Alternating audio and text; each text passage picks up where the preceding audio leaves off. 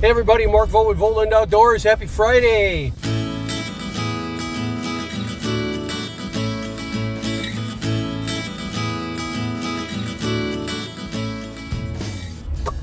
Let's look at some feedback that I recently got from Leo Breton. I don't know where he is, don't know who he is. Let's take a look.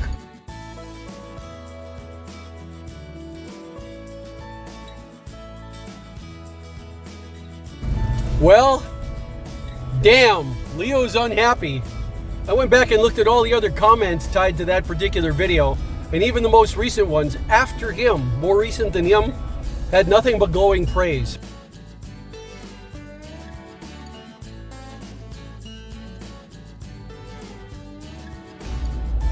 But something in there annoyed Leo, and that signals opportunity for me to try to improve on that particular video.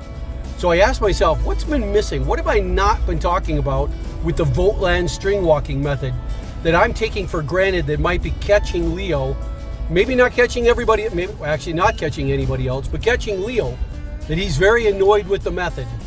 And it dawned on me, there are a couple of things to talk about. So we're headed out on a beautiful cloudy August summer day. I got the day off, but we're gonna go and do a string walking retake. So Leo, if you ever come back, you'll know I did this video just for you. So you know I heard you.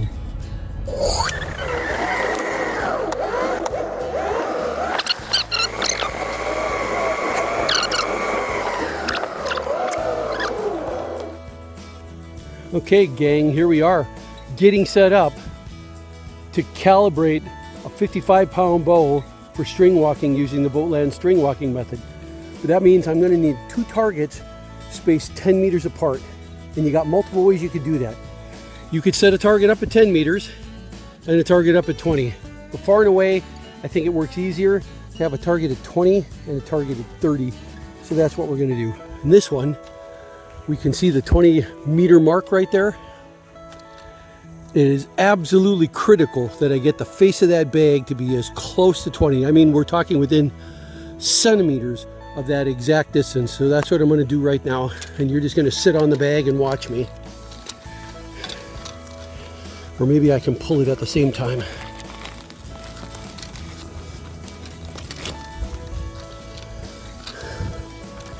Don't worry if you got to take a little extra time, annoy people getting ready. Because if you don't get this part perfect, guys, right there, if you don't get that perfect, then the very first number you're calculating, your 20-meter initial gap in fingers, is going to be flawed. And that means you're introducing that error in every single shot that you take. You're introducing it one time, but you're still introducing it. So eliminate the error by getting the distance perfect. Let's get set up. Clear.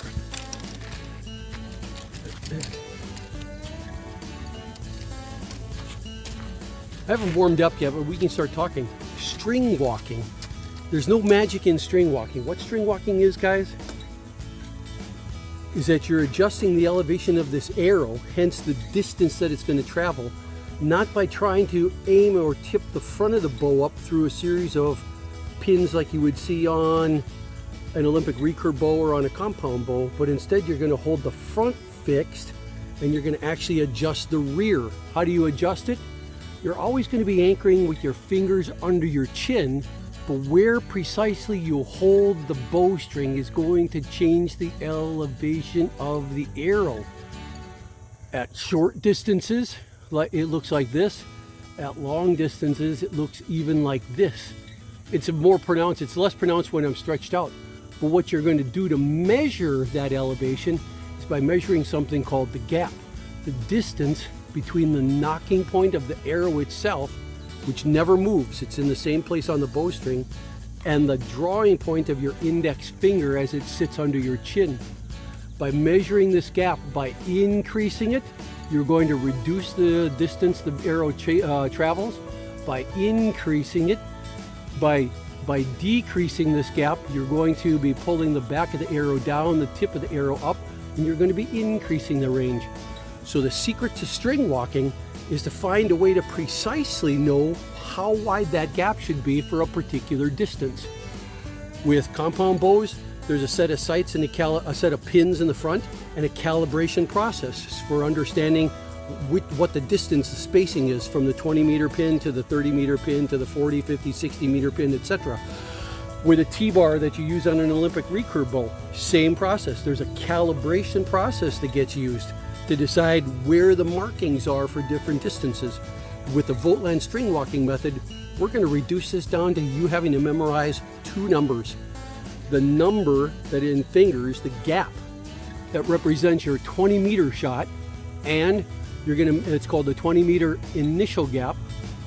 Clear? And there's a second number called your 10-meter interval gap.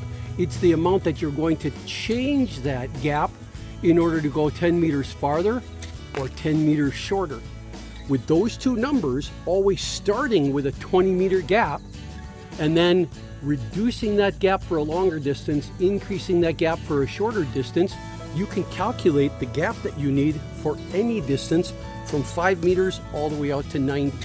We're going to start by trying to find out what that 20-meter initial gap is, measured in fingers and fractions of a finger. Half a finger, quarter of a finger, typically ought to be just fine. I'm going to warm up a little bit and we're going to shoot at this 20-meter bag that I've set. I'm going to start off with a 3-finger gap. The Vogtland shooting method goes like this. Step 1, choose your gap. Step 2, anchor under your chin. 3, look down the left edge of the bowstring. 4, tip of the arrow right on the target. 5, small motion release. Small motion. Clear? Let's go get them. I'm going to warm up a few more shots. I'm not going to put that on film. It'll make for too long of a video. I'll be right back. Clear. Let's go over that Vogtland shooting method one more time. It's a 5-step shooting method for actually anchoring, aiming, and releasing the arrow, the whole shot process. The Vogtland string walking method is only for one portion of that. The very first step, choosing your gap, deciding what that gap is the Vogtland string walking method that we're calibrating right now. So there's two methods. The shooting method from start to finish, the string walking method for setting that very step number 1, setting that gap. The 5-step process. Step 1, choose what that gap's going to be for your particular distance. That gap determines the elevation, and that elevation determines the distance the arrow travels. Step 2, you're anchoring under your chin, so that step 3, you can look down the left edge of the bowstring right here. It becomes a virtual rear peep sight, just like Olympic archers use. Step 3, you're going to put the tip of the arrow right smack on your target. Not above it, not below it, not to the right of it, not to the left of it. Right smack on it for that distance. That removes all error that's introduced from anchoring on your cheek, like a lot of traditional archers do. Instead, you've eliminated that, just like an Olympic archer does. Step 4, put the tip of the arrow on the target. And step 5, now the idea, guys, is to introduce as little error as possible during your release. Compound archers have a release like this, a mechanical one. It just goes whoop, as tiny as can be, and we have to try to approximate that with our fingers.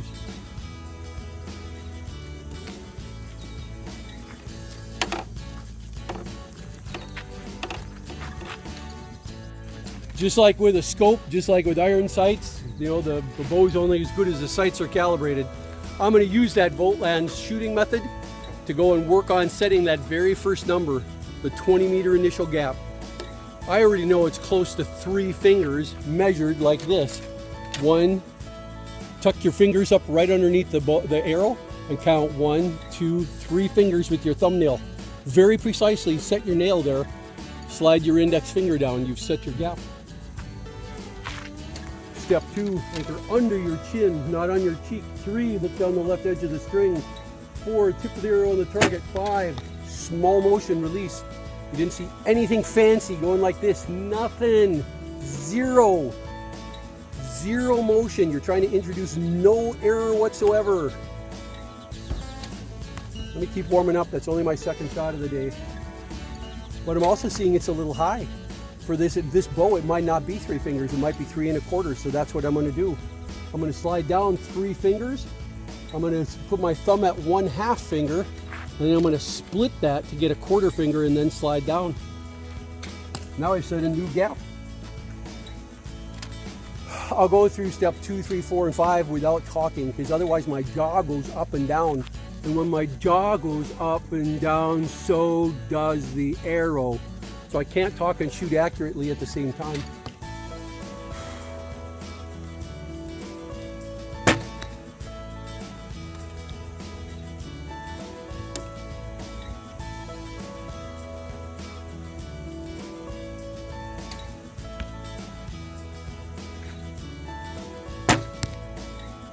Three 1/2 fingers turns out to be the 20-meter gap here.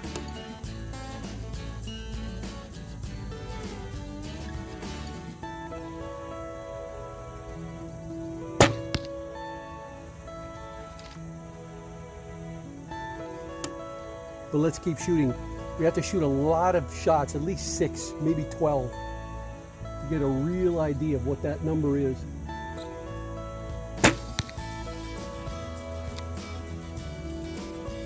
But mostly I gotta just warm up the muscles.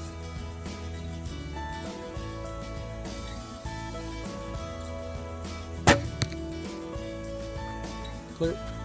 Let's go continue warming up, because I'm still not positive if my 20-meter initial gap is 3 fingers or 3 1/2. It's somewhere in between there. I still think it might be 3, but we're gonna shoot one more round. You're gonna watch me shoot. Never change your distance. Don't stand a little closer, don't stand a little farther away, don't change any of that at this point. We're gonna go back to, we're gonna start at 3 1/2 fingers again.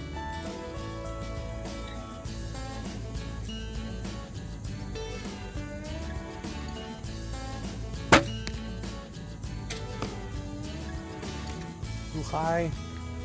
It always takes a bit of warming up. I gotta shoot at least 12 shots out of this. When you're pulling 58 pounds, you don't start holding right from the get-go for the first shot of the day. That's actually hard on your muscles. You gotta work up to holding. I'm gonna slide down to 3 fingers. I don't wanna use my pinky as a finger measurement, because a pinky is physically narrower than the rest of your other fingers.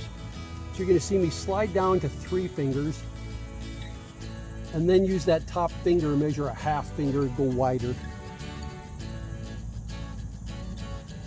I think that was a bullseye at 3 1/2. We're starting to get more and more convinced. 20-meter initial gap is 3 1/2 fingers. 3. I think I'm deliberately aiming a little high.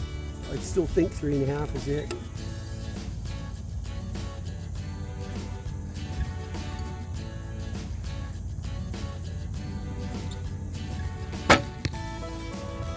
Ah, 3 1/2. 2 more shots to lock it up. And then we're going to start working on our 10-meter interval gap and finding out what that is.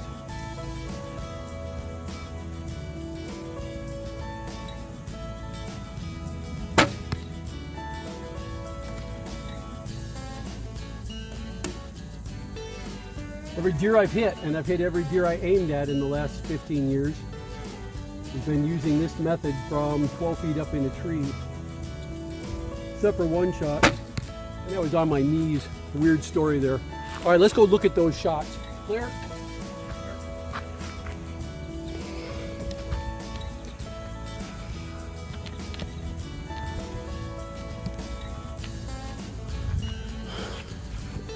Let's go see if we've got the kind of grouping we need to definitively say, hey, we've got this.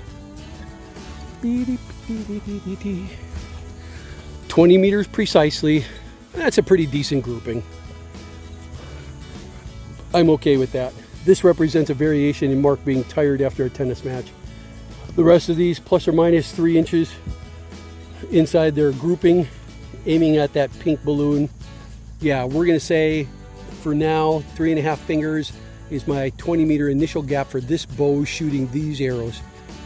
Next, we're gonna roll this bag out precisely 10 meters. We're gonna shoot at 30. We're gonna see how much of a gap we need to create we need to reduce by, I think it's going to be around a half a finger in order to increase the distance by an interval of 10 meters. Hold on.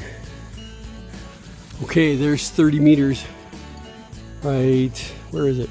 Right there. And there's the surface of the bag. That's about as good as I can make it.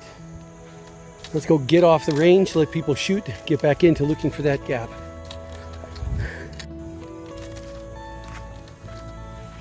Okay, clear. We precisely moved the target out to 30 meters. So now we're looking for that 10-meter interval gap.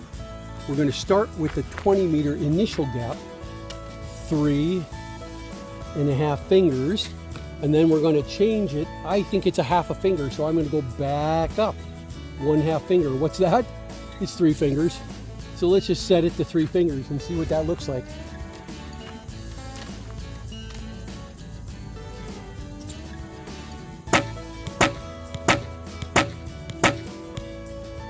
Damn, good distance. I pulled ever so slightly to the right, maybe 4 inches, but absolutely the right distance, which is what this is all about, guys. This arrow, looking a little freaky here.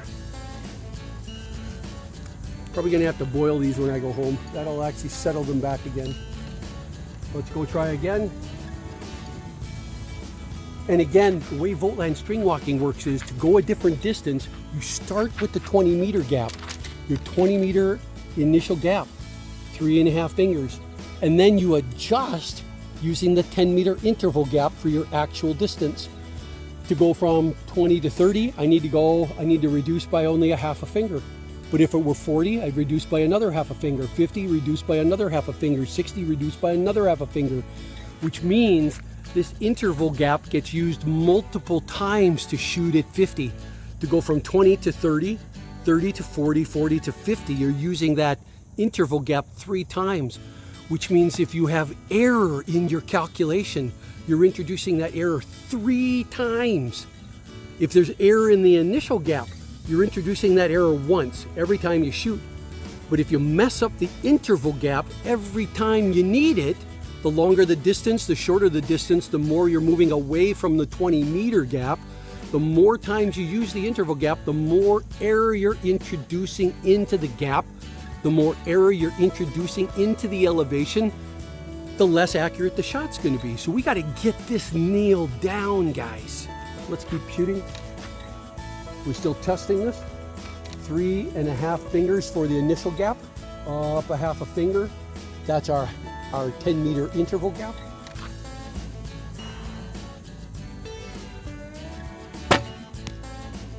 Still good distance, still pulling to the right today. I can't even blame the wind.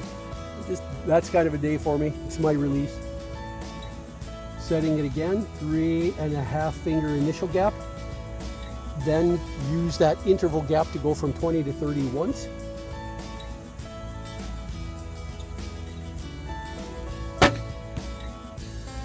Still good distance, I'm happy with that.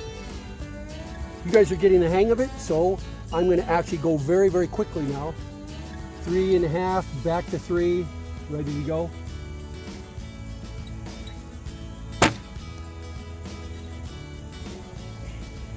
Mark is getting tired. Ignore that one, we'll outtake it. Shot number 5.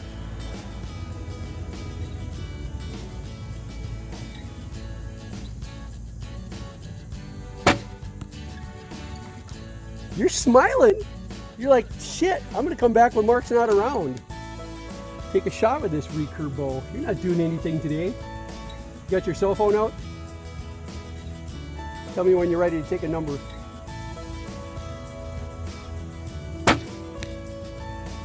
Pretty darn good. I think we've got that number. Let me go pull these arrows and then we're gonna try 2 tests. We're gonna try a 10 meter. We're gonna move closer than 20 and we're gonna go beyond 30 to 40. So I'm gonna go set those bags up and then we're gonna come back. 30 meters. There's the 30-meter marker. And yes, there's one on the ground. Everybody laugh, have a good one. What I want you seeing is that when I was really focused and shooting, The shots were coming in really good. Imagine you were shooting like that at 30 meters in the woods, recurve, traditional hunting for your next deer.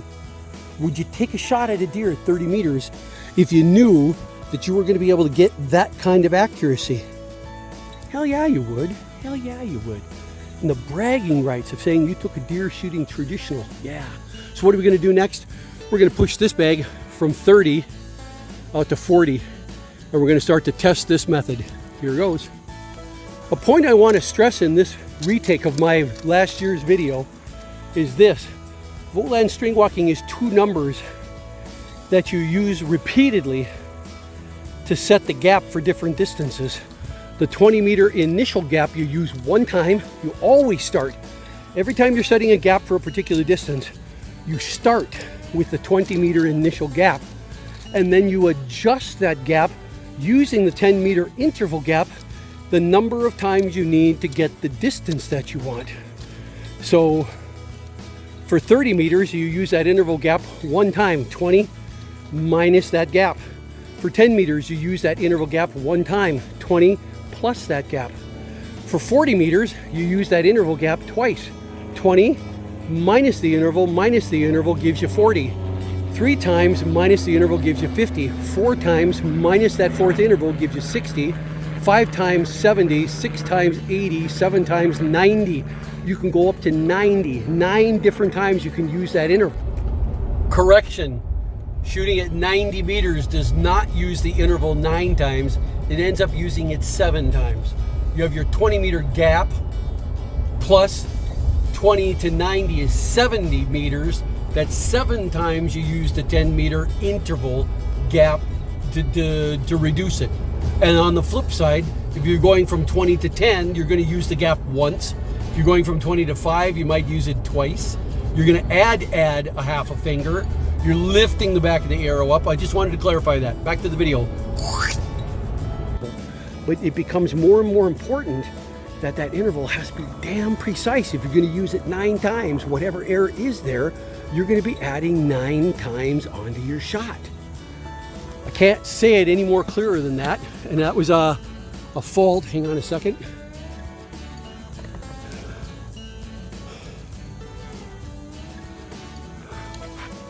That was a fault in my very first take of this shooting method. I didn't talk about how you use it, that you always start off with the 20 meter initial gap.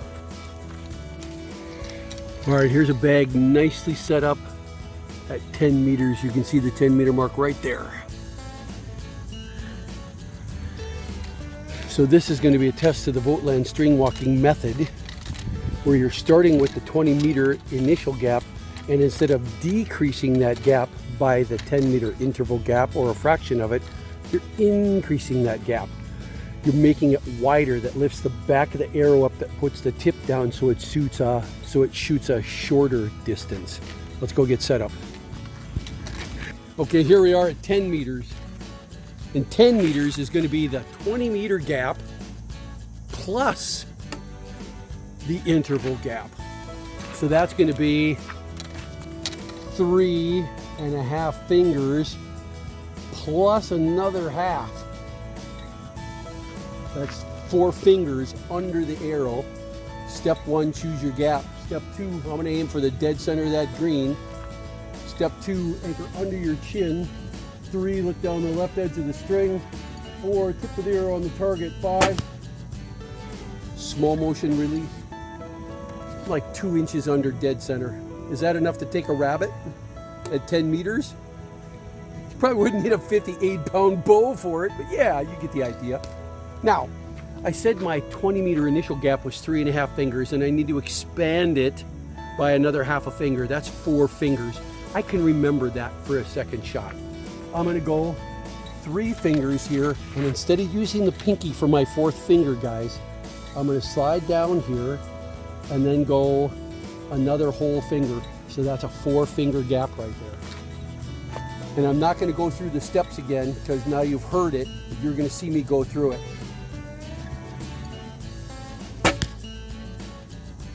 You do a couple more just to seal the deal, because I know I just got back to the range here and I'm not focusing. 3, 4.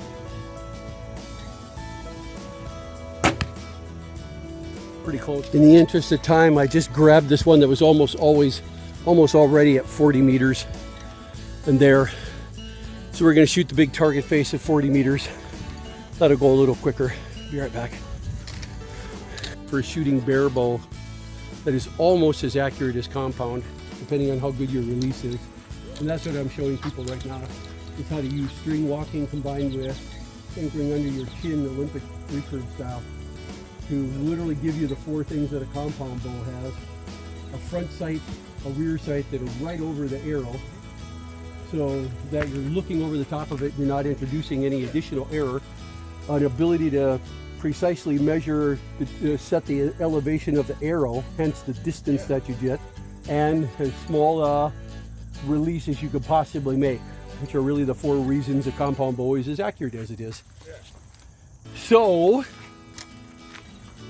this one's actually a bad arrow, guys. I got to show you this. Do you see how it's starting to pull away from the arrow shaft right there? But we'll see. The gap for 40 meters, if you recall, you start with a 20 meter initial gap, 3.5 fingers. We're going to reduce that gap by a 1/2 finger for 10 meters. That gets us from 20 to 30. By a 1/2 finger again to get us from 30 to 40. That's a 2.5 finger gap. We're aiming for the center of that little orange dot. 2.5 fingers.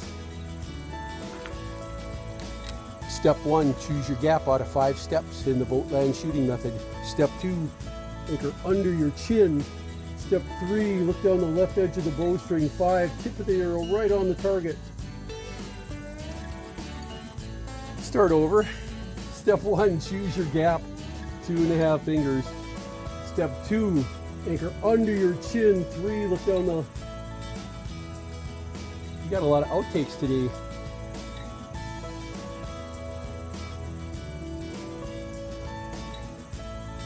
Step 1, choose your gap, 2.5 fingers.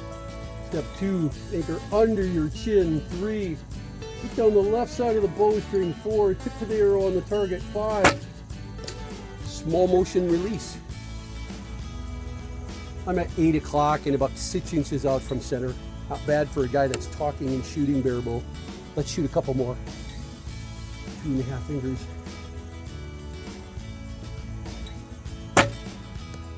Better, about 4 inches straight up from dead center. I always like those better because it's telling me my release is pretty good. I'm not introducing any left, right error in my release. Because once you've set this gap, guys, once you're point on, like this, once you're dead center on and you've chosen that point, the only error that's going to go into the shot is going to be the error that comes from you releasing the bowstring. So if you can keep that part clean, you're going to have a really nice shot. Let's shoot a couple more. Step 1, choose your gap, 2.5 fingers. Step 2, anchor under your chin. 3, look down the left edge of the bowstring. 4, tip the arrow right on the orange. 5, pretty fucking close. Like 10 o'clock and 2 inches out from center. Imagine being able to hit a deer at 40 meters with that kind of a shot. Bare bow. Step 1, choose your gap.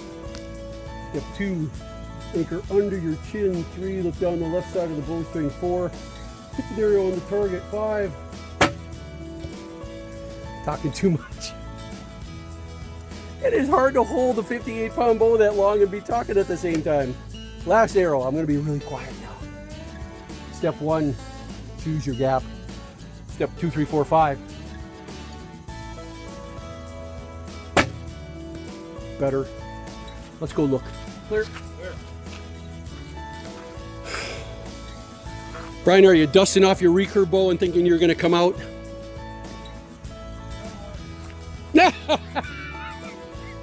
Poor guy just got started in archery and I'm already telling him to go find a recurve bow.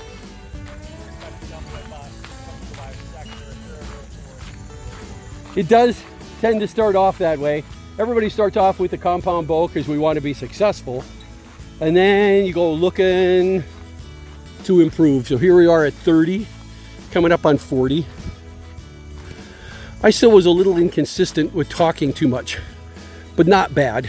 I mean, some shots are dead on, no problem there, but a little bit of variety here. Let's shoot one more time. This time I'm not going to talk my way through it. We're going to see if we can bring those back inside the points. You guys all know I've been struggling with target panic. I'm not going to claim target panic here. I really didn't feel any jerkiness or anything, just bad releases, nothing more. Let's pull them and do it again.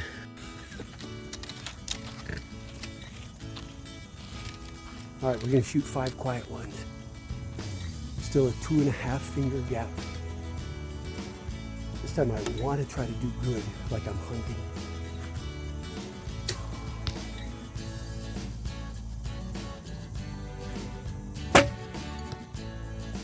I think flew.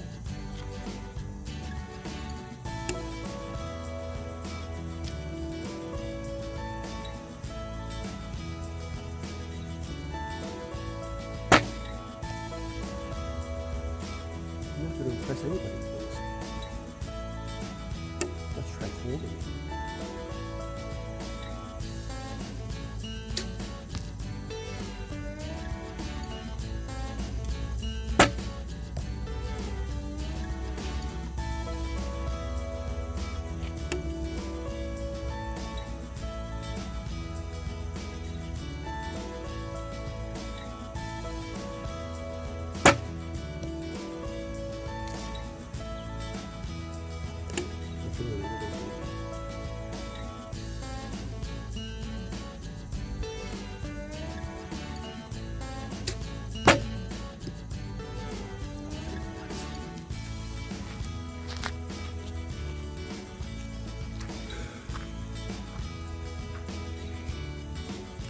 We'll go look on it because the last one was pretty good. I seem to be rushing my shots right now. Don't know why.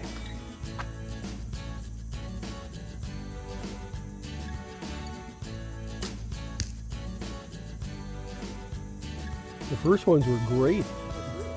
Clear. Everybody's got one arrow. One arrow. One momentary letdown. You go and watch even some of the recent championships, outdoor championships this summer from even 2 weeks ago. And the two guys are duking it out and it comes down to literally one arrow. And one guy, it's in the gold, and one guy, it's in the black. He just panicked and suddenly comes out with a 2 instead of a 10. Mark was jumping all over the place except for the very last shot. The last shot drilled it in pretty nice. Let's take one more round and then we're going to call it a day because it's Friday night and it's date night. Friday night is always date night.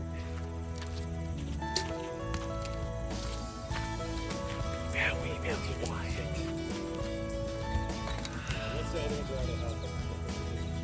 Yep. All right, let's try a little harder this time. 2.5 finger gap.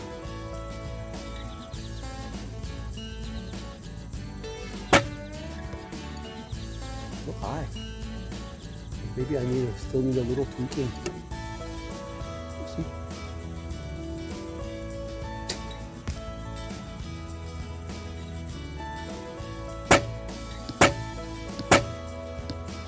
Damn, nothing wrong with that one. At first I say it's bad, and then I drill it.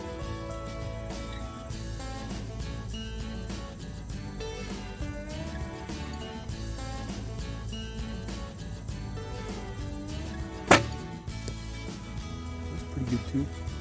Little right, excellent height for 40 meters.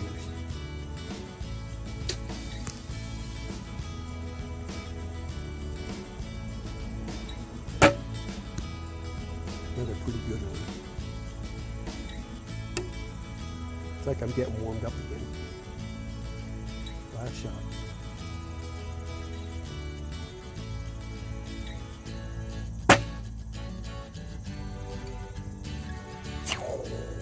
Threw it away. Clear. Let's go look.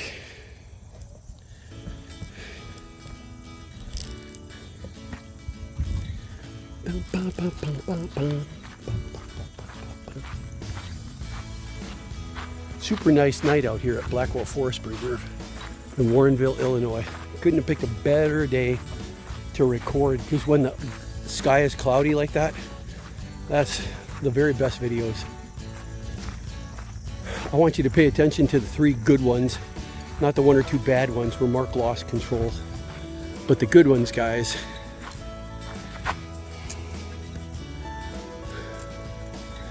The good ones are really good. That's what Vogtland Stringwalking can actually do. The other thing I want to mention, guys, is this.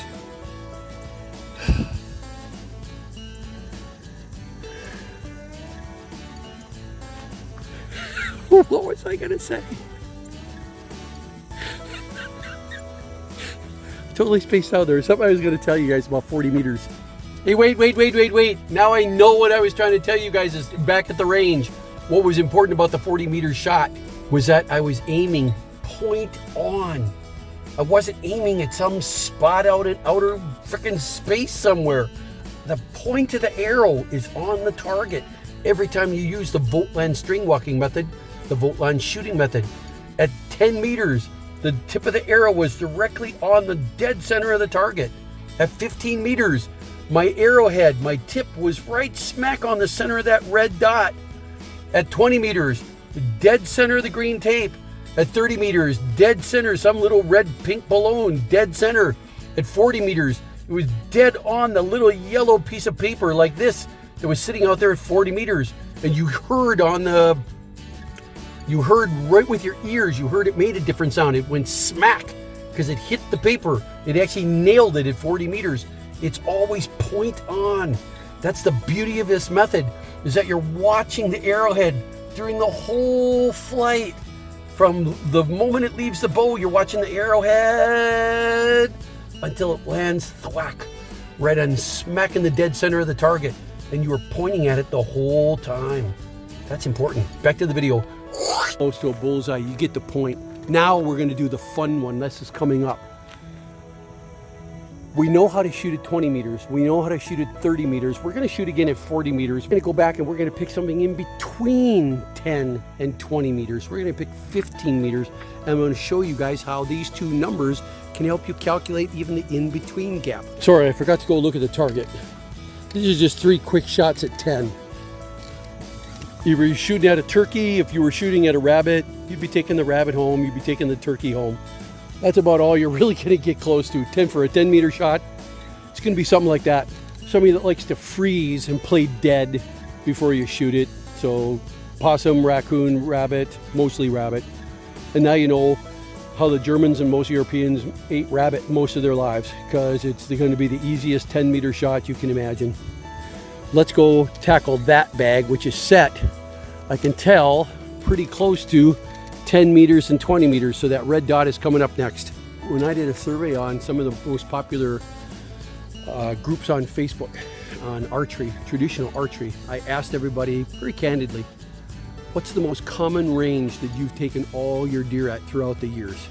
And I was expecting people to actually say something like 25 to 30 meters, 25 to 30 yards. Really, it's pretty close to the same. I was shocked. Everybody said 15 to 17 yards.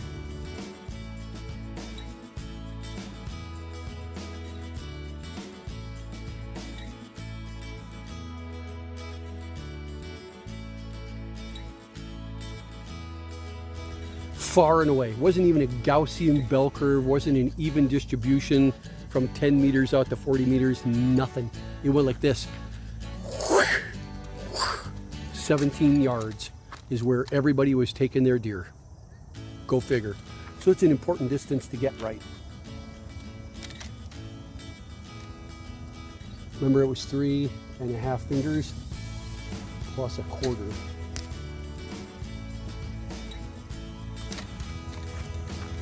Okay, so now we got a 15 meter shot. What do we do? 15 meters is somewhere in between 10 and 20. And I've got a gap for 20 meters. It's 3.5 fingers. I got a 10 meter interval gap. It's a half of a finger, but I don't need a 10 meter. I don't need that interval. I don't need a 10 meter change. I need a 5 meter change. What do? We start with the 20 meter gap, 3.5 fingers. And now we know that if we go down a half of a finger, it's going to go from 20 to 10, but I don't need a half of a finger. I need half of that. I don't need 10 meters, I need 5. So all I just have to do is measure 1/4 of a finger, slide down. Because if you get 10 meters, if a half a finger buys you a 10 meter change, you only need a 5 meter change. That's a half of a half finger. It's 1/4 of a finger. See how easy that was?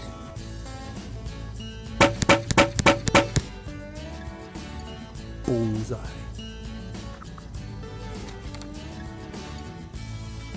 And it still only used the same 2 numbers. It was just a 20 meter gap of 3.5 fingers.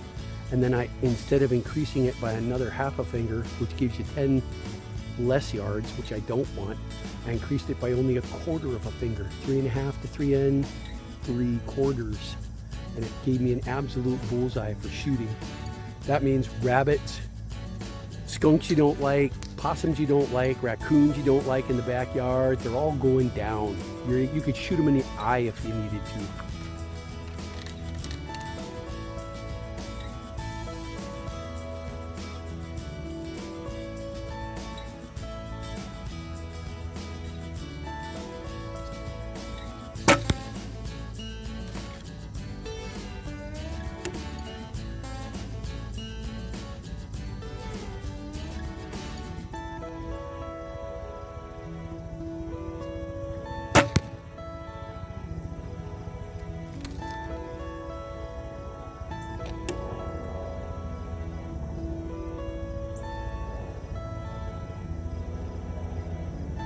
Three 3/4. There's a lot of ways that you can calculate 3 3/4, guys. You can do the 3.5, starting with the 20 the 20 meter initial gap I was talking about, and then say half a finger, 1/4 of a finger, slide down a 1/4 finger. Or you could just say 3 3/4 fingers, slide down. You'll eventually get the hang of it. It's really easy.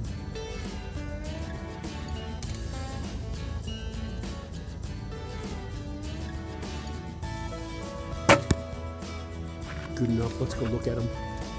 Clear. Clear.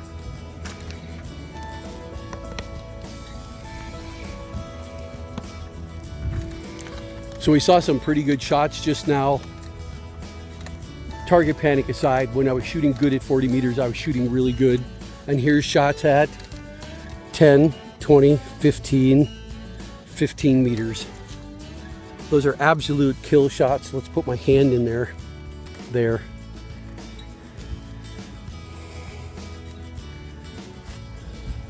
Arguably the most common shot in all of archery, and you can do it using string walking and using the Vogtland shooting method to remove all of the left-right error that you introduce when you anchor off to the side, off to your cheek. This is Marvel with Vogtland Outdoors. I hope you guys enjoyed this particular remake of the video. I know I probably said that. Leo, give me some feedback. See if you see any improvement over this over the previous video, the original one when I was a total newbie. We'll see you later.